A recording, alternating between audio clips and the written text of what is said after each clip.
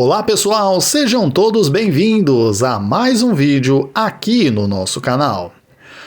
Pessoal, hoje 22 de setembro de 2024, há 2 anos atrás, a Itapemirim, aquela que a gente conhecia, aquela do Sr. Camilo Collar, infelizmente era decretada a falência desta que já foi a maior empresa rodoviária da América Latina.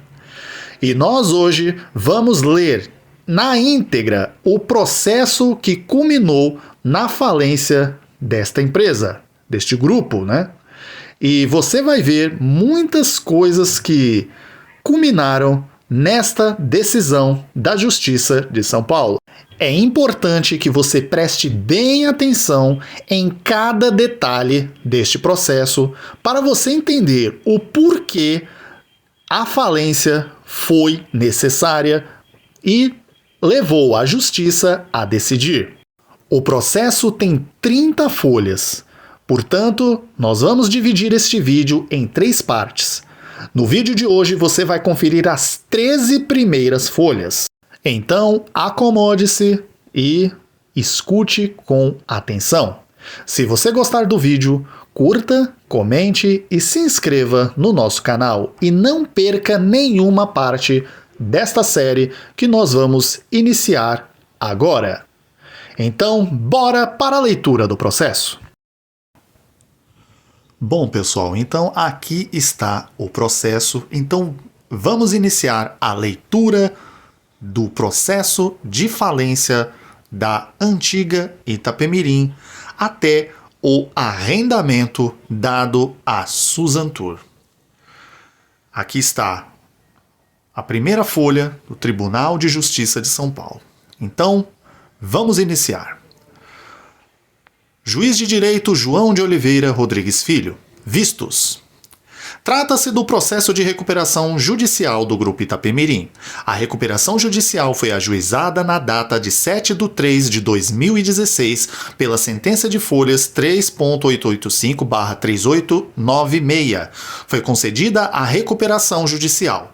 Com o advento da pandemia ocasionada pela Covid-19, foi atendido o pleito das recuperandas para a flexibilização do cumprimento do plano através da decisão de folhas número 54.625/54.642.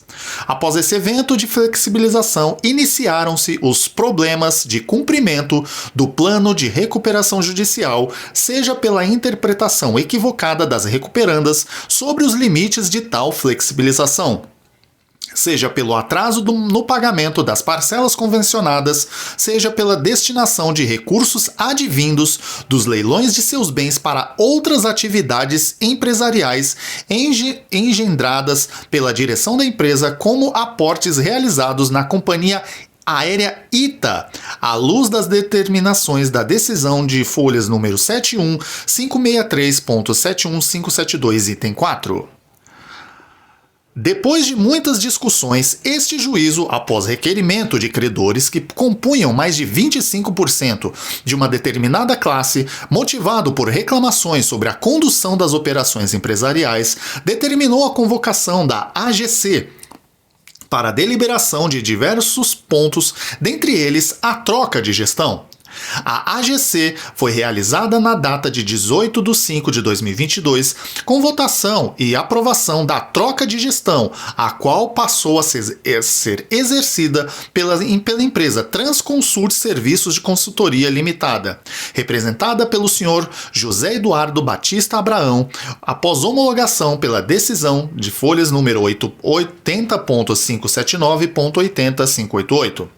As folhas 82.055 e seguintes, a administradora judicial EXM Partners trouxe diversos apontamentos acerca de constatações envolvendo a presente recuperação judicial. Fez um breve histórico dos fatos ocorridos do deslinde processual desde a sua nomeação como administradora judicial e apresentou pedido para convolar a presente recuperação judicial em falência dos termos do artigo 73 da LRF sob os seguintes argumentos.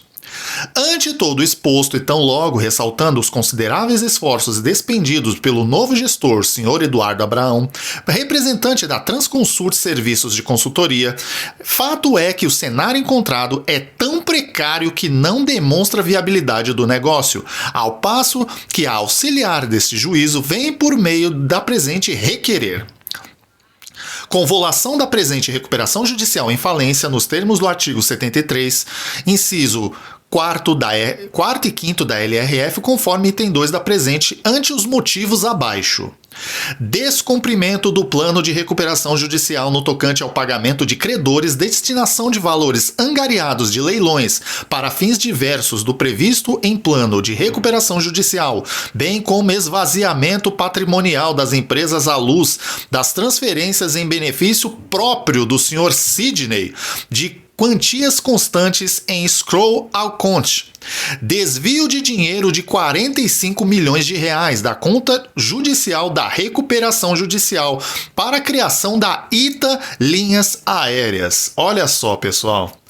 Inobservância no cumprimento de suas obrigações fiscais e até mesmo inexistência de interesse em realizar parcelamento tributário em conformidade com legislação vigente, além da dívida extraconcursal constar em aberto acima de 2 bilhões, sendo tributárias, trabalhistas e despesas correntes das atividades, inúmeros protestos ocorridos em momento posterior à distribuição do pedido de recuperação judicial, a ausência de apresentação junto à administradora de demonstrações contábeis imprescindíveis, bem como informações inerentes à folha de pagamento de funcionários, entradas operacionais visivelmente menores do que saídas de recurso, sendo a proporção de 266 milhões 173 mil e 36 reais.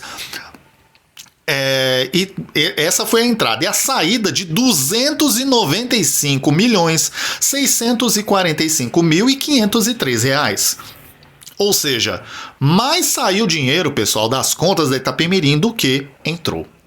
Inadimplemento de obrigações trabalhistas desde o mês de dezembro de 2021 até o presente momento, junho de 2022, e demissões em massa realizadas no período de gestão do senhor Sidney Piva, sem qualquer adimplemento das verbas rescisórias, ou seja, o senhor Sidney mandou muita gente embora e não pagou, óbvio, né?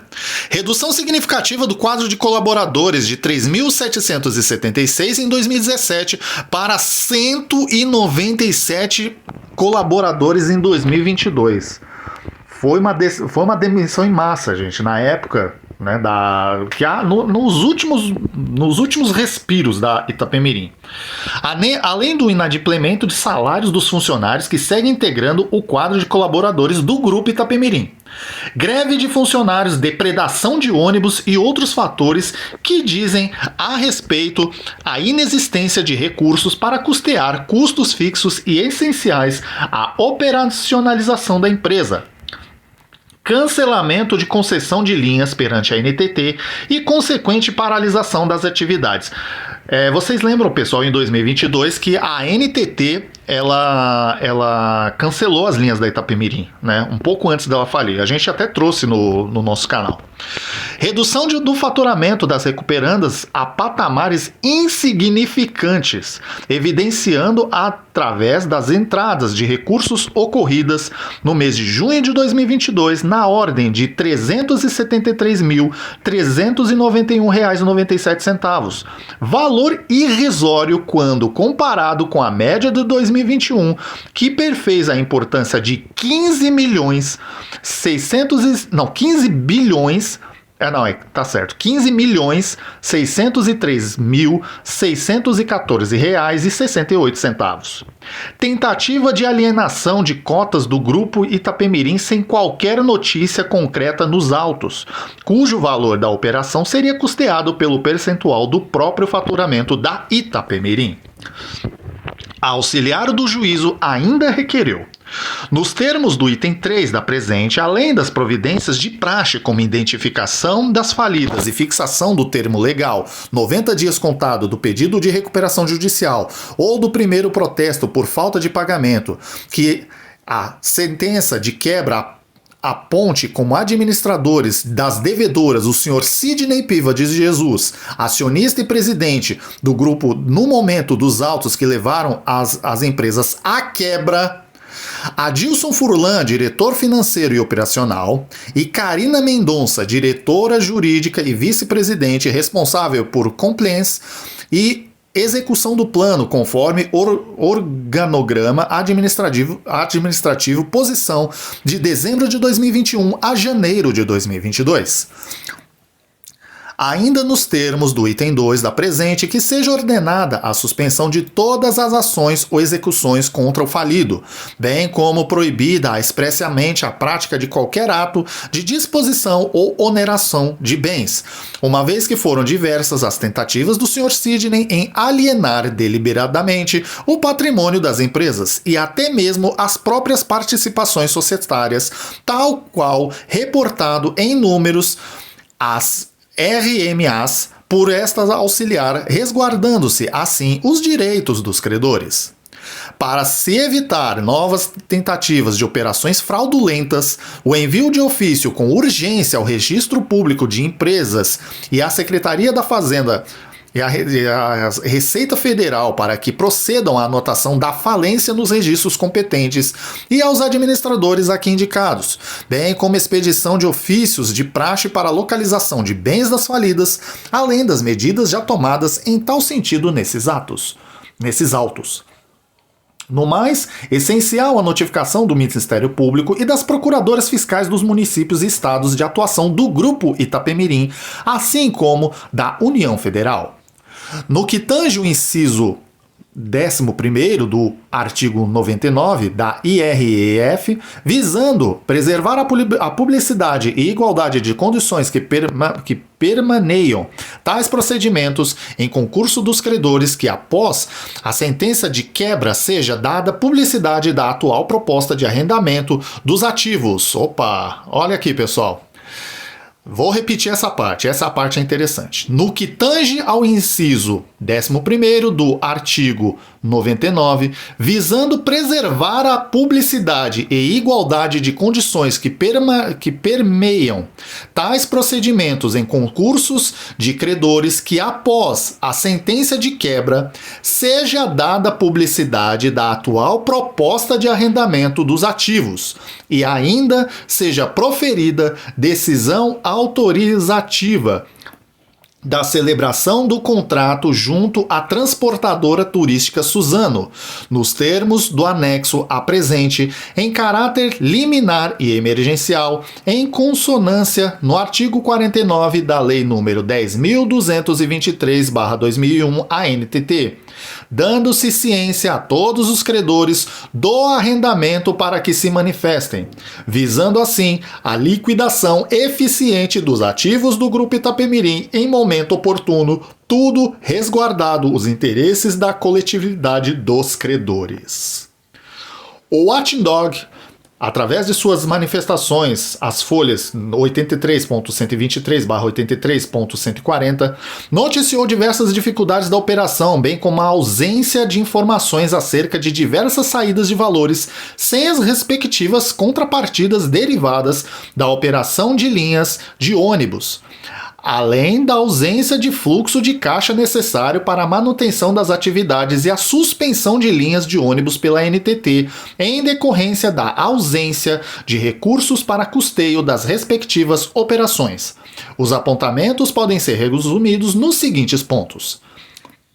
Acerca do peticionamento da nova gestora judicial que dispõe a data de apresentação do plano de recuperação judicial, aumento de receita média diária, procedimentos iniciados no intuito de gerar fluxo de caixa e negativa ao requerimento de convolução da recuperação judicial em falência realizado pela administradora judicial, informa que as recuperandas permanecem cientes no tocante à disponibilização de informações como utilização dos tokens, alegação sobre as dificuldades da gestão face ao sistema de gestão inoperante, apresentação dos CTNs, comprovantes de transferências de numerário, quitação da folha de pagamentos referente aos meses de junho de 2022, regularização da contabilidade da frota rodante, das rotas ativas, da atuação do departamento jurídico das recuperandas, da remuneração, da nova gestão. Neste sentido, traz considerações sobre a situação financeira encontrada pelo gestor judicial, o qual apresentou que no momento de sua entrada as recuperandas possuíam em conta pouco mais de R$11 mil para o desempenho de suas atividades, noticiando que a informação não condiz com a realidade de valores existentes nas contas correntes da empresa àquela época, ao passo que somariam a importância de R$143.930,03, no que se refere ao apontamento sobre o aumento da receita média diária para 180 mil. Salienta que restou desconhecida a possibilidade de realização de levantamentos porque nada teria sido reportado no que toca à reconstrução de contabilidade das empresas, ao passo que pleiteia pela apresentação dos primeiros resultados de contabilidade obtidos pela nova gestão desde outubro de 2022, o cronograma e regularização da parte contábil das empresas. Pontua que a nova gestão inovou o método quando apresentou a metodologia do fluxo de caixa das empresas, ao passo que o saldo bancário em 20 de julho aponta o valor de R$ 159.527,12, enquanto pela demonstração pelo novo modelo de fluxo de caixa aponta receitas de R$ 3.482.389,24, pagamento de R$ 2.343.996,34, devendo ter saldo, portanto, de R$ 1.138.392,90 em continuidade. Tece considerações acerca do relatório de vendas apresentado pela gestão e conclui que, a princípio, existiu uma tentativa de indução a erro, ou, em sendo corretos os valores apresentados, a gestão explicasse a entrada de valores divergentes com os extratos atualizados da conta, acerca da venda dos veículos inoperantes que totalizaram R$ 440 mil. Notícia: não houve documento que evidenciasse de fato se os bens eram inservíveis, e indo além que não haveria qualquer tipo de pedido de autorização de venda desses bens, requerendo que a gestão apresente se a venda dos bens se deu efetivamente sem autorização judicial.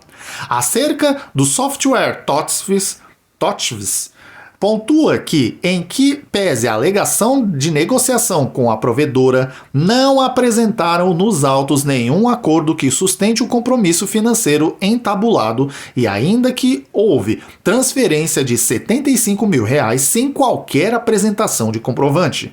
Sobre a regularização de folha de pagamento, noticia que o resumo de antecipação, em verdade, diz respeito a pagamentos em atraso, acerca de parcerias entabuladas com empresas do setor que resultaram em transferência para o pagamento das empresas, dispõe que não houve apresentação de nenhum relatório de quilometragem nem notas fiscais pela prestação de serviços sobre movimentações ocorridas entre 15 e 21 de julho de 2022. Continua sem demonstração de documentos comprovatórios dos pagamentos realizados e ainda a verificação de pagamento a título de honorários da gestora judicial, contudo que não houve qualquer pleito nos autos e sequer decisão arbitrando ou homologando eventuais valores pleiteados. Conclui com questionamentos que seguem logo abaixo. Este auxiliar do juízo se deparou com uma manifestação do gestor judicial desconexa da realidade das empresas quanto aos aspectos financeiros, e aí cabe a primeira dúvida. O suporte técnico das questões financeiras e operacionais não tem o necessário preparo para atuar uma empresa cujo índice de insolvência só vem apontando para os horizontes piores, ou não existe por parte do gestor e seu grupo de suporte compromisso com as informações corretas no processo de surgimento das empresas? Segunda dúvida é quanto ao motivo pelo qual o gestor judicial não pode ou não quer apresentar as informações que apontariam para resultados diferentes do que ele entende serem ou reais. A decisão do gestor judicial iniciar os pagamentos da empresa a qual representa e que foi escolhida pelos credores em AGC não atende os requisitos legais que determinam que estes valores devem ser propostos através de petição dos autos, avaliando e homologado por este juízo, e então se iniciam os pagamentos dos honorários. A União compareceu aos autos informando, por petição de folhas 80.888, que as recuperandas possuem débito consigno de mais de 1,5 bilhões de reais. Esse valor aumentou muito. E que o requerimento de transição tributária realizado anteriormente foi indeferido, em razão da ausência de apresentação de garantias mínimas necessárias, além do fato de descumprimento de pagamento com os credores.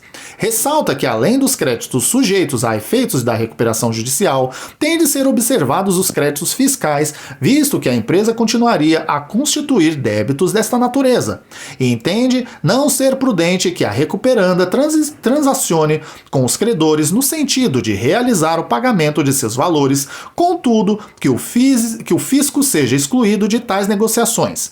Pontua ainda que o parcelamento administrativo das dívidas fiscais é exigido como condição essencial à homologação do plano recuperacional.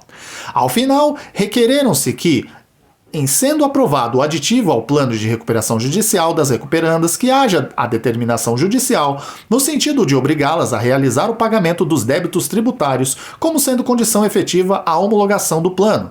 E entende-se que, em sendo permanente a situação, que seja convolada a recuperação judicial em falência. O plano de reestruturação foi apresentado às folhas 83.250, 83.281, pela nova gestora, a Transconsult. O Ministério Público peticionou as folhas 85.193 e 85.215, em cuja manifestação teceu diversas considerações a respeito do processo. Ao final, postulou pela convocação da AGC para deliberação acerca da continuidade da atividade mediante análise do plano de reestruturação apresentado pela Transconsult Serviços de Consultoria. Lembrando que essa empresa, pessoal, é do Sidney. Requerendo subsidiariamente a convolução da recuperação judicial em falência nos termos já manifestados pelo administrador judicial e pelo próprio órgão ministerial. É breve o relato. Agora, pessoal, a decisão. Decido. A presente recuperação judicial deve ser convolada em falência. Primeiro, o do descumprimento do plano de recuperação judicial e das obrigações extraconcursais. Conforme pontuado em diversos relatórios mensais do administrador judicial, foram retirados do caixa pela antiga gestão do Grupo Itapemirim R$ 45.312.801, valores estes que, pelas previsões do PRJ e decisões judiciais posteriores, pertencem aos credores. Assim, pontuou novamente que o descumprimento do plano de recuperação judicial soma o montante de R$ 99.818.621,19 à luz do RMA de março e abril de 2022. No processo, aí vocês estão vendo o processo. Esta retirada de valores iniciou com a postura equivocada das recuperandas sobre os limites de flexibilização do cumprimento do PRJ, do Plano de Recuperação Judicial, a qual, pela gestão do Sr. Sidney, se aproveitou das discussões judiciais a fim de alavancar recursos com a postergação do pagamento das prestações do plano. Ao lado disso, a destinação de recursos oriundos dos leilões dos bens das recuperandas para outras atividades empresariais foi o fator da derrocada da atividade com a criação da ITA Linhas Aéreas. Ainda assim havia substancial adimplento do plano. Todavia, a desorganização da gestão, somada à utilização de recursos para objetivos outros que não O cumprimento do plano fez que, com as operações empresariais, entrasse em colapso, consequentemente inviabilizando o cumprimento do plano de recuperação judicial. Essa foi aquela retirada, pessoal, de valores para a criação da Itapemirim Aérea, né? Os fatos acima apontados pelo administrador judicial, as folhas 82055 e seguintes, considerados prejudiciais aos credores do grupo, apropriação de valores depositados sem prestação de contas, sonegação de informações, desvio de valores para custeio de operação da companhia aérea. Somaram-se a determinação de afastamento do Sr. Sidney Piva de Jesus pelo Departamento de Inquéritos Policiais desta capital. Além disso, na Assembleia Geral de Credores, realizada em 18/5/2022, 99% dos votantes concordaram com o afastamento de Sidney Piva e a nomeação de um gestor judicial indicado pelos credores no mesmo ato. Pessoal, 99% dos votantes votaram para que o Sidney Piva fosse afastado da direção do Grupo Itapemirim e ele ainda quer voltar, né? Que beleza. A gestão judicial, assim que homologado o resultado da AGC, pleiteou um prazo de 60 dias para manifestação quanto às questões em andamento nestes autos. E em seus incidentes, dada a recente substituição da gestão por deliberação dos credores. Na decisão de folhas 80.579 e 80.588, houve fixação de um prazo de 30 dias para que a nova gestão apresentasse um plano para quitação dos créditos vencidos, bem como seu plano de trabalho a ser realizado, além da concessão de um prazo de 60 dias para a apresentação de um novo plano de recuperação. Entre mentes, logo após a referida AGC, o Sr. Jaime Garcês M. Filho, outrora apontado como diretor de operações das recuperandas, apresentou-se como novo proprietário das empresas, passando a adotar diversas providências como tal, em especial, providenciando a mudança da sede para 2 imóveis, escritório administrativo no bairro de Vila Guilherme e garagem na Penha, ambos desta capital. Referindo ao contrato, garantia em contrapartida ao Sr. Sidney Piva uma parcela de 5% sobre o faturamento futuro das recuperandas, e teria sido celebrada após a realização da Assembleia que deliberou pelo seu afastamento da gestão. Neste dito período de transição, foram noticiadas paralisação das atividades, tanto por falta de insumos e manutenção, como por trocas de sistemas, transporte de ativos das recuperandas, para local incerto e não sabido. Toda a estrutura de TI das empresas, ou ao menos os principais ativos, teriam sido levados para Goiânia, para a instalação de um novo centro operacional. Relatos por todo o país dando conta de abandono e depredação de veículos do grupo, com subtração de peças conforme informações dadas pelo administrador judicial. O administrador judicial assim sintetizou todas as dificuldades criadas e enfrentadas pelas recuperandas em folhas 82.055 e seguintes. Atestaram sua incapacidade no cumprimento do plano, rogando por sua flexibilização no momento pandêmico e demais não adotando qualquer providência para sanar os atrasos. Defenderam uma leitura inexistente do plano de recuperação no sentido de que os valores angariados nos leilões seriam seus e não dos credores, dando a estes milionários valores destinos diversos ao pagamento dos credores ou à preservação das empresas. Evaporaram milhões de reais em recursos obtidos em tais leilões e em questão de meses, conforme reiteradamente noticiado em RMAs e petição folhas 62.140, 62.149 do presente feito realizado unicamente com base em uma decisão preliminar, sem qualquer prudência para repor os valores em caso de decisão contrária de mérito. Exatamente o que veio a ocorrer. Nada fizeram para buscar sua regularidade fiscal, ocasionando o pedido de convolução da recuperação em falência pela Procuradoria da Fazenda Nacional. Diante de todos esses fatos, houve pedido de convolução da presente recuperação judicial em falência pelo Ministério Público de São Paulo nos autos em folhas 74916 e 75003. O administrador judicial relatou que as atividades hoje existentes não justificam a preservação das empresas. A saúde financeira e operacional do Grupo Itapemirim foi fatalmente deliberada por atos levados a efeito na gestão de Sidney Piva de Jesus, Adilson Furlan e Karina Mendonça. As empresas hoje geram poucos empregos, mas não possuem mais capacidade de pagar a folha salarial, ou seus fornecedores regulares tampouco recolher impostos. Concluiu que as empresas não cumprem com sua função social, preceito básico para que este instituto perdure ativamente. No mesmo sentido, Watching Doc relatou a precariedade do funcionamento e das condições das atividades empresariais engendradas pelas recuperandas com a perda do funcionamento de linhas, ausência de caixa para cumprimento das obrigações ordinárias, retiradas de valores para a nova gestão e saídas de recursos sem a comprovação de contrapartida em favor das operações. A redação da Lei nº 11.101/2005 é claríssima quanto às hipóteses de convolução da recuperação judicial em falência, sendo que hipóteses legais se verificam no caso sob análise.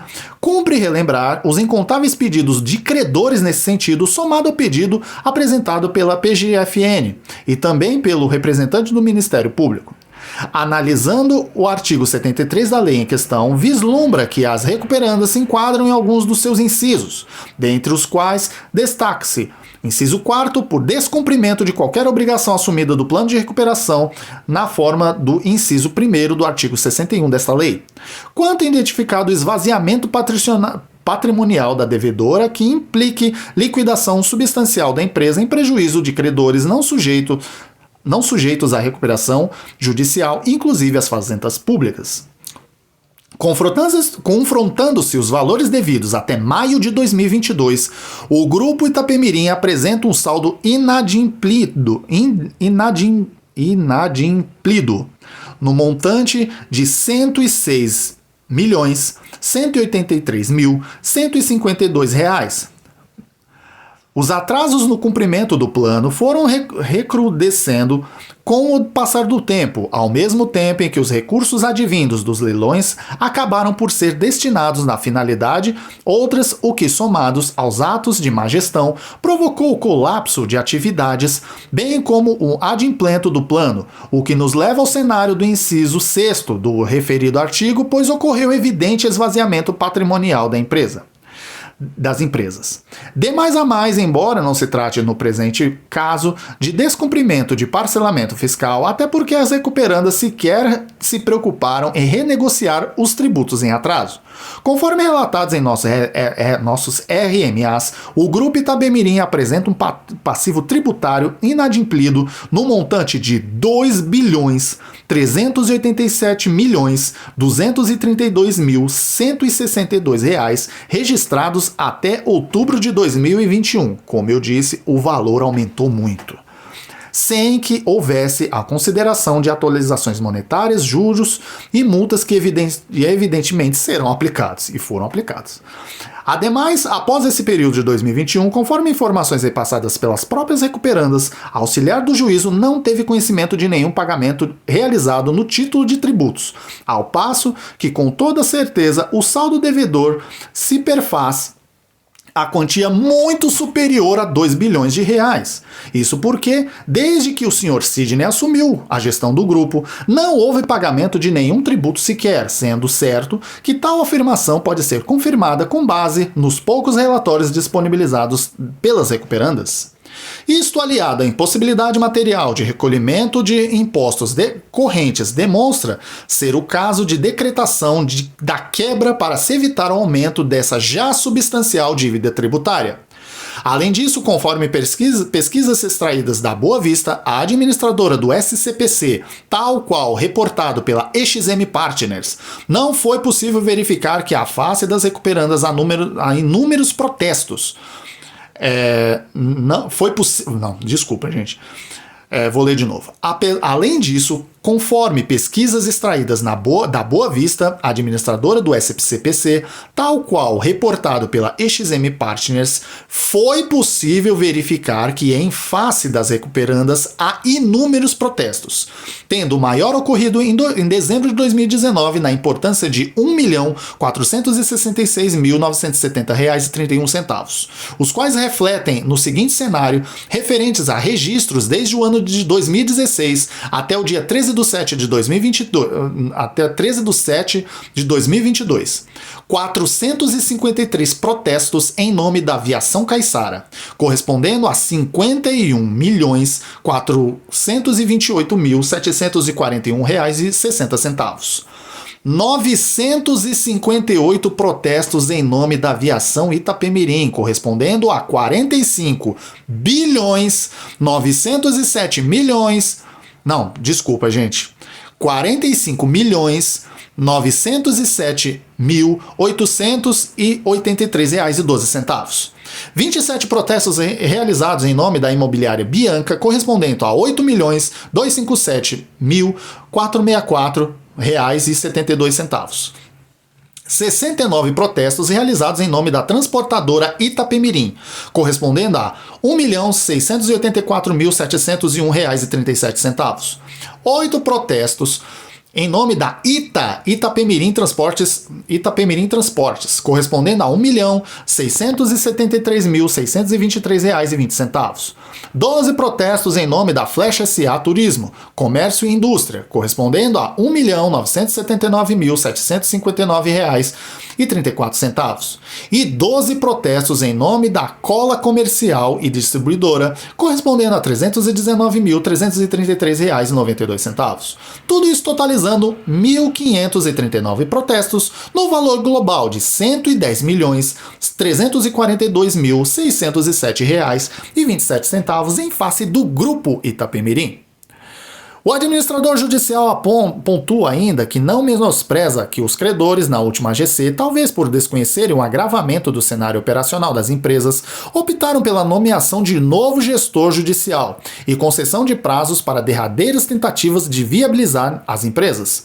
No entanto, tudo aponta para total incapacidade do Grupo Itapemirim em recuperar sua posição no mercado e honrar com seus compromissos. Sejam débitos correntes, sejam os concursais, sejam os débitos extraconcursais, nem mesmo os custos das operações conseguem, na atual quadra, serem suportados pelas recuperandas. Por todas essas razões, verifica-se que há inadimplemento substancial no plano de recuperação judicial e sem qualquer perspectiva de retomada dos pagamentos, de modo a ser aplicável no artigo 73.4 da Lei 11.01/2005. No próximo vídeo, na continuação de leitura do processo, mais indícios que a recuperação da Itapemirim era praticamente impossível e a decretação da falência da Amarelinha. Não percam o próximo vídeo da íntegra, o processo na íntegra de falência do Grupo Itapemirim. Se você gostou do vídeo, curta, comente e se inscreva no nosso canal. Um grande abraço a todos, fiquem com Deus e até o próximo vídeo.